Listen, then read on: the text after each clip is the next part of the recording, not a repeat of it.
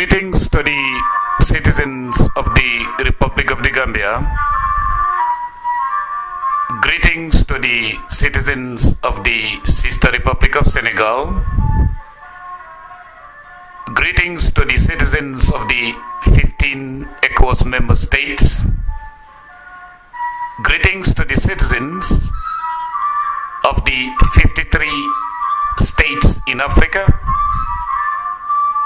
The same greetings are being extended to any other region, society, institution, government, group, or individual who have taken the decision to stand up against injustice, against tyranny, against domination, against ruthlessness, against oppression, against the excessive abuse of human rights wherever it is taking place on earth. This is your brother Isa Bokar C with you on today's program, and our theme today is this one: Gambia at 50, tyranny at 20. Catch 22 for nationhood,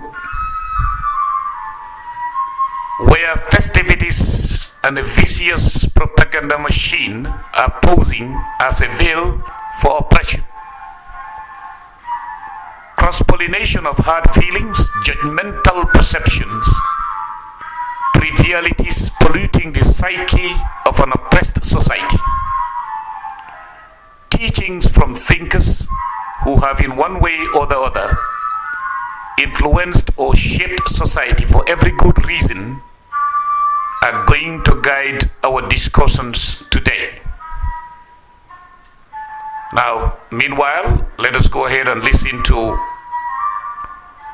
Bao Fellow of Bailoba, and then we'll proceed on today's program in earnest.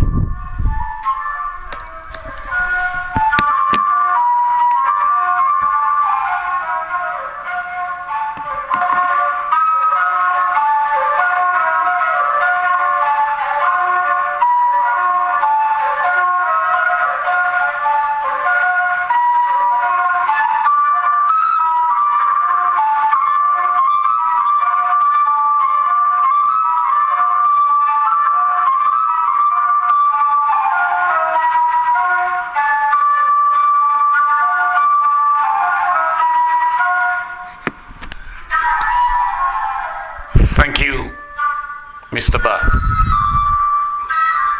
Now we'll proceed on our program as promised. The limits of tyrants are prescribed by the endurance of those whom they oppose. Frederick Douglass. I prefer to be true to myself even at the hazard of incurring the ridicule of others, rather than to be false and to incur my own abhorrence. Frederick Douglass. If you tremble with indignation and at every injustice, then you are a comrade of mine, Ernesto Che Guevara. Let me repeat that. If you tremble with indignation at every injustice, then you are a comrade of mine, Ernesto Che Guevara. The moment you refuse to bow before any being except the Creator, the moment you refuse to follow the path of Shaitan in place of what your prophet taught you, the moment you refuse to feed your soul with literature that is not the teachings of the Lord, consider yourself free. Sheikh Tijansi Al-Maktoum. Now let's proceed. But before we proceed, let us listen to the accompanying lyrics from Brother Bailoba.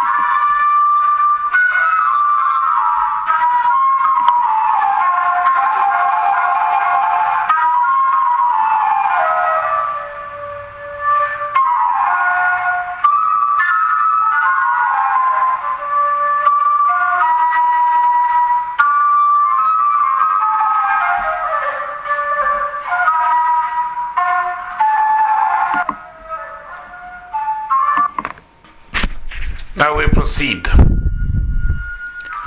As we are here to reflect on the past and then analyze the past within the present whilst projecting the future. And the most important part of today's analysis is about being independent or self-rule. We have to revisit great lessons that have been engraved on the slate of Africa's history. And one of the greatest lessons are the following. The true meaning of self-rule derived from the speech of Patrice Emery Lumumba in 1960, 5 years before Gambia's independence. Patrice Lumumba's speech at the proclamation of Congolese independence, June 30th, 1960. Congolese men and women, as combatants for independence who today are victorious, I salute you in the name of the Congolese government. I ask all my friends, all of you who have fought unceasingly at our side to make this 30th of June 1960 an illustrious date that will be indelibly engraved upon your hearts, a date whose meaning you will teach your children with pride, so that they in turn will tell their children and their children's children the glorious story of our struggle for freedom. For though this independence of Congo is today being proclaimed in a spirit of accord with Belgium, a friendly country with which we are dealing as one equal with another, no Congolese worthy of the name can ever forget that we fought to win it, a fight waged each and every day, a passionate and idealistic fight, a fight in which there was not one effort, not one privation, not one suffering, not one drop of blood that we ever spared ourselves. We are proud of this struggle amid tears, fire, and blood, down to our very heart of hearts, for it was a noble and just struggle, an indispensable struggle if we were to put an end to the humiliating slavery that had been forced upon us. The wounds that are the evidence of the fate we endured for 80 years under a colonialist regime are still too fresh and painful for us to be able to erase them from our memory. Back-breaking work has been exacted from us in return for wages that did not allow us to satisfy our hunger, or to decently clothe or house ourselves, or to raise our children as creatures very dear to us. We have been the victims of ironic puns, of insults, of blows that we were forced to endure morning, noon, and night because we were blacks. Who can forget that a black was addressed in the familiar form? Not because he was a friend, certainly, but because the polite form of address was to be used only for whites. We have had our lands despoiled under the terms of what was supposedly the law of the land, but was only a recognition of the right of the strongest. Who is speaking? Patrice Emery Lumumba. When did he speak? June 30th, 1960. What is the date today? January 16th, 2015. Where are we now? We proceed and listen to the voice of Africa's worthy son, Patrice Emery Lumumba. We proceed. We have known that the law was quite different for whites and blacks. It was most accommodating for the former and cruel and inhuman for the latter.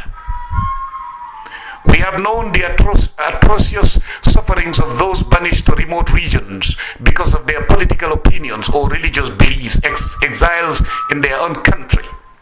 Their fate was truly worse than death. We have known that there were magnificent mansions for whites in the cities and ramshackle straw hovels for blacks, that the black was never allowed into the so-called European movie theaters or restaurants or stores, that the black traveled in the hold of boats below the feet of the white in his deluxe cabin. Who can forget finally the burst of rifle fire in which so many of our brothers perished, the cells into which the authorities threw those who no longer were willing to submit to a rule where justice meant oppression and exploitation? We have grievously suffered all this, my brothers. But we who have been chosen to govern our beloved country by the vote of your elected representatives, we whose bodies and souls have suffered from colonialist oppression, loudly proclaim all this is over and done with now. The Republic of Congo has been proclaimed, and our country is now in the hands of its own children. We are going to begin another struggle together, my brothers, my sisters. A sublime struggle that will bring our country peace, prosperity, and grandeur. We are going to institute social justice together and ensure everyone just remuneration for the labor. We are going to show the world what the black man can do when he walks in freedom, and we are going to make the Congo the focal point for the development of all Africa, or of all of Africa. Who is speaking? Patrice Emery Lumumba. When did he speak? June 30th, 1960. What is the date today? February 16, 2015. Are we there? We'll proceed and listen to the voice of one of the greatest sons of Africa. Now we go. We are going to see, to read that the soil of our country really benefits its children. We are going to review all the old laws and make new ones that will be just and noble. We are going to put an end to the suppression of free thought and see to it that all citizens enjoy to the fullest all the fundamental freedoms laid down in the Declaration of the Rights of Man. We are going to do away with any and every sort of discrimination and give each one the rightful place that his human dignity, his labor, and his devotion to the country will have earned him. We are going to bring peace to the country, not the peace of rifles and bayonets, but the peace that comes from men's hearts and their goodwill. Isn't it the contrary that we have in the Gambia today? Who is speaking? Patrice Emery Lumumba, one of the greatest sons of Africa. When did he speak? June 30th, 1960. What is the date today? February 16, 2015. Are we there, brothers and sisters? Let's proceed. Now we continue reading the great mind's speech.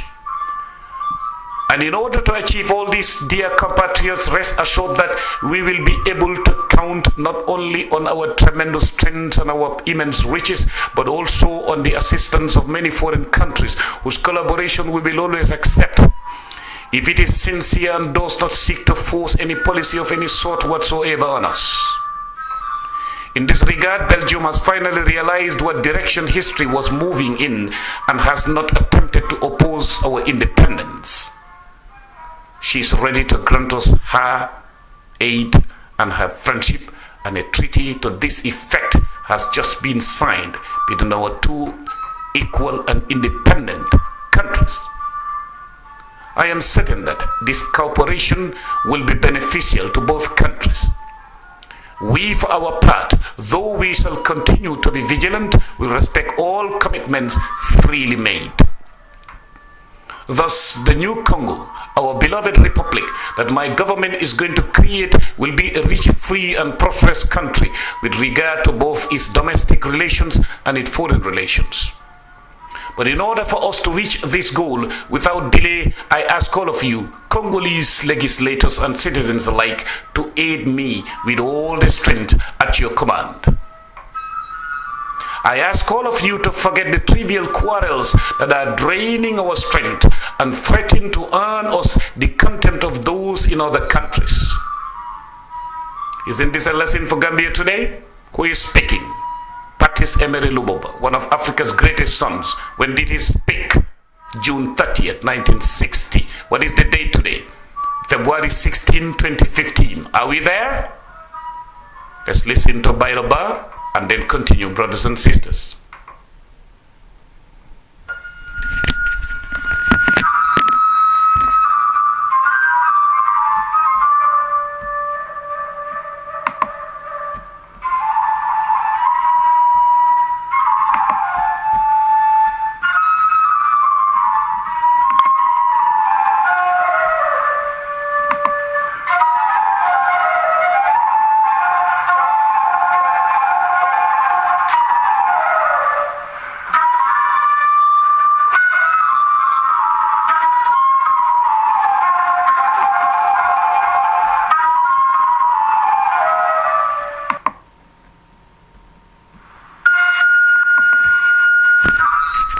Thank you. Now we proceed. We repeat what we just read earlier on. From the great son of Africa, Patrice Emery Lumumba, here is what he said in that great speech. I ask all of you to forget the trivial quarrels that are draining our strength and threaten to earn us the contempt of those in other countries. I ask the parliamentary minority to aid my government by constructive opposition and to stay strictly within legal and democratic paths. I ask all of you not to shrink from making any sacrifice necessary to ensure the success of our great undertaking. I ask you finally to respect unconditionally the life and property of your fellow citizens and foreigners who have settled in our country. If the behavior of these foreigners leaves something to be desired, our justice will be swift and they will be expelled from the territory of the Republic. If, on the other hand, they conduct themselves properly, they must be left in peace, for they too will be working for the prosperity of our country. Who was speaking? Patrice Emery Lumumba. When did he speak? June 30th, 1960. What is the date today? February 16, 2015. Are we there, brothers and sisters? Let's proceed. The independence of the Congo represents a decisive step toward the liberation of the entire African continent. Your Majesty, Your Excellencies, ladies and gentlemen, my dear compatriots, my black brothers, my brothers in the struggle, that is what I wanted to say to you in the name of the government on this magnificent day of our complete and sovereign independence. Our strong national popular government will be the salvation of this country. I invite all Congolese citizens, men and women and children, to set to work to create a prosperous national economy that will be the crowning proof of our economic independence. Honor to those who fought for national freedom.